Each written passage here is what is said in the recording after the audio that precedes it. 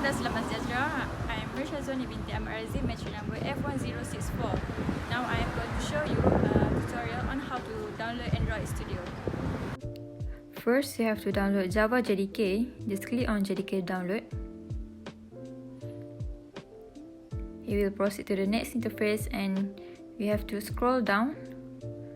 And in this step, we have to choose what kind of OS you use. For me, I'm going to choose Windows because I'm using Windows.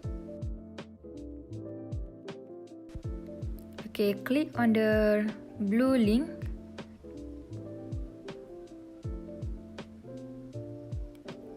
Tick on I reviewed and just click download.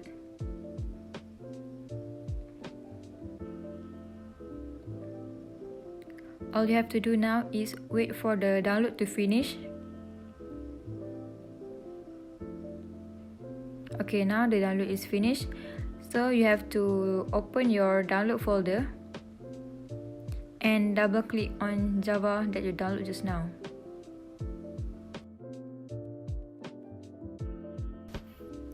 Okay, the Java is open.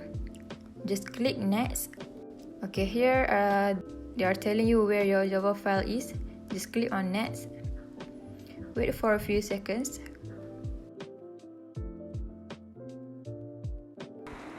Okay, here as you can see, your Java is successfully installed. Just click on close. Okay, next we're going to download Android Studio. Just click on I have read and agree and click Android Studio. Okay, wait for the download to finish. Okay, now download is finished. So you have to open Android Studio.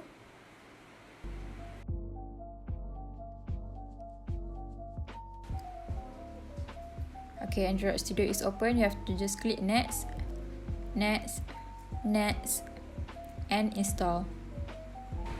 Please wait while Android Studio is being installed. Okay, installation complete. Just click next, and your Android Studio is installed on your computer. Okay, now you have to open your Android Studio. Okay, just click next, next, and choose your themes. Click next. Okay, here is the list of SDK components to download. Just click finish.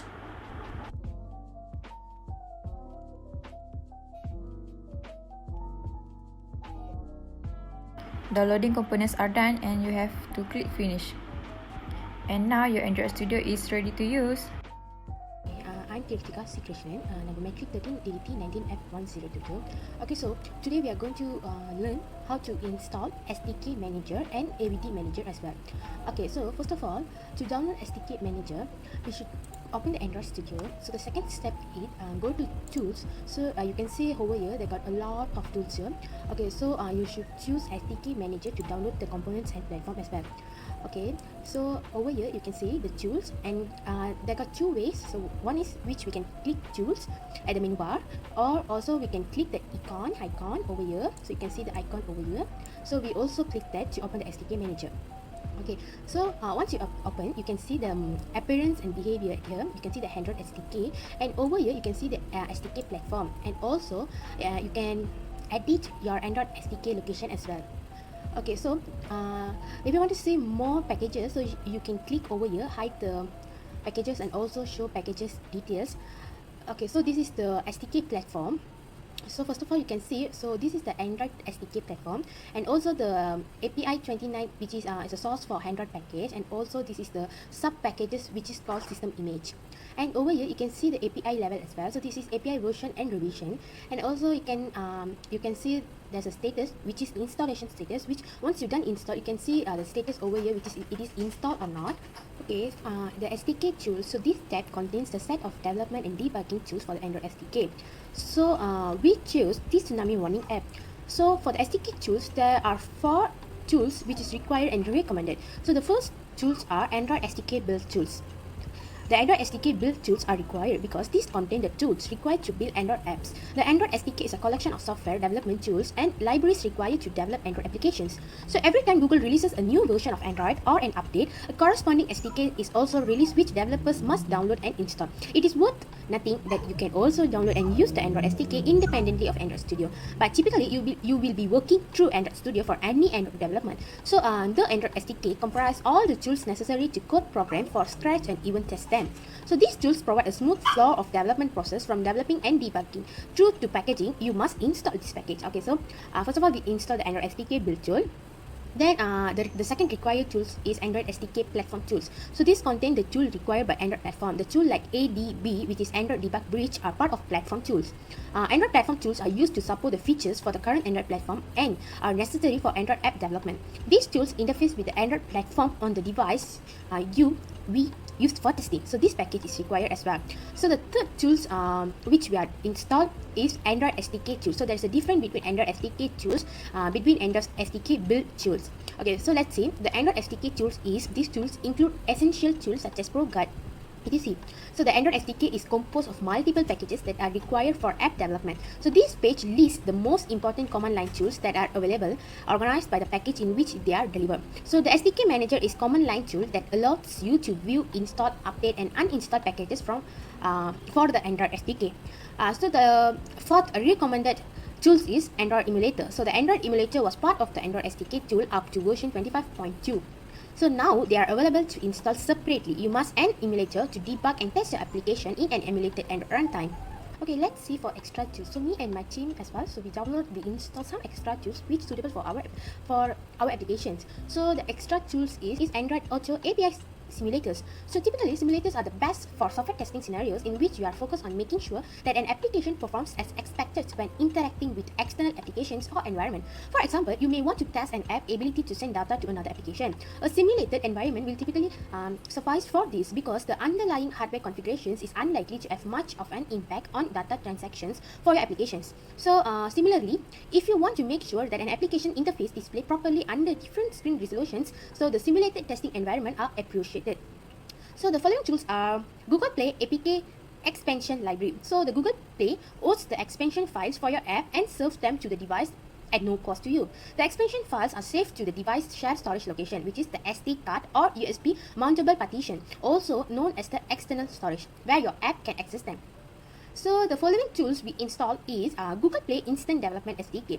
So the Instant Play program allows developers of small games to package their full game using Google Play Instant with support for an app purchase and ads. So Instant Play games are featured and promoted to users on the home page of the Google Play Games app. Then Google Play Licensing Library is Google Play offers a licensing service that lets you enforce licensing policies for applications that you publish on Google Play. So with Google Play licensing, your application can query Google Play at runtime to obtain the licensing status for the current users, then allow or disallow further use as appropriate. So the following tools that we install is Google Play Services. Okay, so the Google Play Services power a broad set of ADKs on Android to help you build your app. Privacy and security, engage user and grow your business as well. So these SDK are unique in that they only require a thin client library to be included in your app. As shown in figure 1, at runtime, the client library communication with the bulk of SDK's implementation and footprint in Google Play Service. So you can see the image over here. This is the app, then client library and IPC. This is the Google Play Services, which is automatic updaters. So the following tools is Google USB driver. The Google USB driver is required for Windows if you want to perform ABD debugging with Google devices. So the Windows drivers for all other devices are provided by the respective hardware. Then Google Web Driver. So the Web Driver is a browser automation tool which provides a lightweight and elegant way to testing web apps. So Selenium Web Driver is now available as SDK extra in the Android SDK and support 2.3 Jailbreak and onwards. And the last tools is Intel x86 Emulator Accelerator. So the Intel Hardware Accelerator Execution Manager is a hardware-assisted virtualization engine that uses Intel virtualization technology to speed up Android app emulation on a host machine. So you also can install, you can see over here, the Android Emulator Hypervisor driver for AMD processor. So if your laptop is AMD processor, so you also you should download the AMD processor. Okay, so this is the extra tools that we install for our application, and you can install like whatever application that are not installed yet, which is suitable for your project or application. Okay, so let's see how to install the Android SDK. So to install a new SDK, click the checkbox. Similarly to update an SDK, whenever an update is available, a dash appears in the checkbox next to the package. So the status field shows the current installation status of the SDK. So click on apply or OK button, begin the installation. So there will be a update for the tools and for the installation. So this is how it will look. So you just you can see the following components will be installed is what, and the disk usage is how many disk usage, and if you agree, then just click OK. Then this is how it's look when it start downloading installing the request component. So you can see over here the SDK part, and you can see the packages to install each. Okay, for example, this is the Intel packages, you can see, and you can see downloading here, and once download, you just click the finish button over here. So this is the picture of downloading and installing Android SDK. So once done, click on finish. Now the Android SDK is successfully installed. Okay, now let's see how to install AVD. So what is AVD? Okay, AVD is Android Virtual Device. So the AVD Manager is a GUI interface provided by Android Studio to create and manage Android virtual devices. So we can create as many AVDs and configure them by specifying the hardware and software parameters. So you can access the AVD Manager from the Android Studio from the menu Tools AVD Manager or Tools Android AVD Manager in the older version of the Studio. So this is the Android Studio. So you can download over here, which is Tools. Before this, so you can see the AVD Manager. So just double click it. So you can see the virtual device. This will pop up. Okay, then the following step. Okay, let's see what is Android Emulator. Okay, so the Android Emulator is a program that takes the configuration from the Android virtual device and it then simulates the device on your computer. The emulator allows us to develop and test Android application without using a real device. So the Android emulators need AVD to run. So you need to specify which AVD to use to the Android emulator, and emulator mimics the device. Okay. So let's see why use Android Emulator. Okay, so you can see the real device to run and test your Android application, which is actually a better and faster way to test your app. But you need a device for every size type, like the tablet, phone, wear, or TV, and etc. And with the various configuration like RAM, API version, network supported, and etc. So this is something which is not possible if you are using the real device. Also, the device with the new features keep coming out at regular intervals. So with Android Emulator, you can create a virtual device of any configuration size type. You can test your app on various types of devices simultaneously before releasing it to the production. So, okay, so you can see like over here. So this is as I told, this is the Android Virtual Device Manager. Okay. So the system requirement to run Android Emulator is, the Android Emulator is notorious to consume a lot of memory and CPU. So I would recommend a minimum of 16 GB RAM and the latest CPU. So the latest version of the Android Emulator does not support 32-bit OS. The support for the older 32-bit version will stop in June 2020 and is prepared to move to 64-bit OS at earliest. So the following is recommended system configuration for Android Emulator. So Microsoft Windows 7 and above, either 32-bit or 64-bit. And the second recommended is 3 GB RAM minimum and 8 GB RAM recommended. And the third is 2 GB of available disk space minimum, and 4 GB hard disk space recommended, so which is 500 MB for IDE and 1.5 GB for Android SDK and emulator system image. And lastly, 1280 x 800 minimum screen resolution. So this is the requirement, the system requirement to run an Android emulator. Okay, so you can see once we click tools, we can see the AVD Manager over here, or also, so this is the older version. So so we can also see in the newest version. So as I told before, there will be tools, and we can click the AVD Manager over here.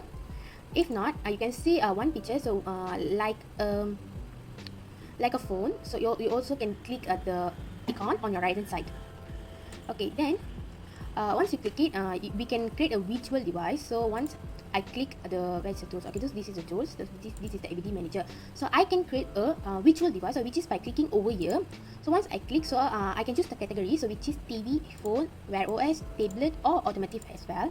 So for example, phones, I can see here got a lot of name and name of the virtual device, and also which virtual device contain Play Store and the size, resolution, density as well. So okay, for example, I want to install the Pixel 2. Okay, for example, I want to install the Pixel 2 XL.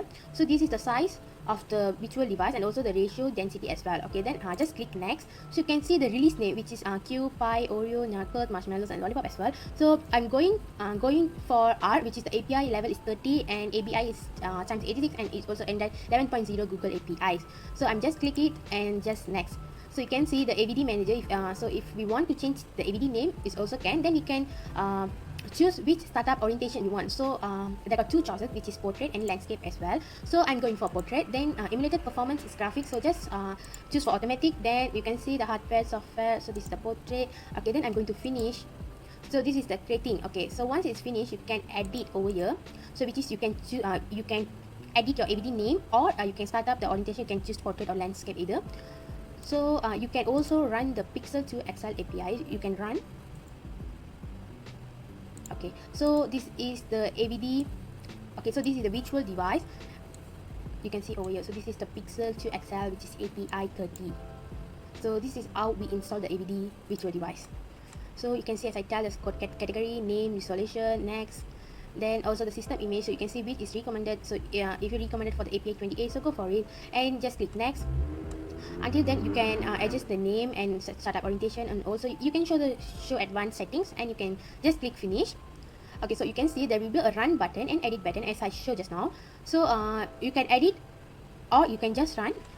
Okay, then finally this is the device will pop up. So these are the controllers for adjusting this virtual device, and also you can extend the controllers. So the Pixel is starting. Okay, so you can see the virtual device is working well. So this is the extended control. So you can see which is location, display, cellular, battery. So you can set anything and everything at the extended controllers for the virtual device. So you can see, so this is a virtual device. So we can test our application at here, but by setting all the displays, locations as well. Okay. Assalamualaikum dan salam sejahtera. I am Nur Atila binti Putra with matrix number 13DDT19F1071. And now I'll be explaining question number 2. It is about mobile app switchable screen size and orientation. As we can see on the screen, we choose the screen size like Nexus 5X with a 5.2 inches screen size, and this considered as a large size for a phone screen. We decided to use bigger screen size for a better experience for our user, plus more text can be shown on the screen. This also helps users who suffer with sight issue. We using vertical screen orientation for most options in our application. Based on the research we have done, vertical are most sent out to be on our application. And now, we'll explain the part B, mobile app Android version. So the first reason is because smoother, faster and more responsive. So we choose to use Jelly Bean version 4.1 for our application since it has the highest rate user, 99.8%. It's known to deliver best performance and lowest task latency. It also allows triple buffering, which is good for a better animations and graphics. This version also sensitive to the touch from the user, and is also coupled with C-Stress, which helps in collecting data from the Linux kernel.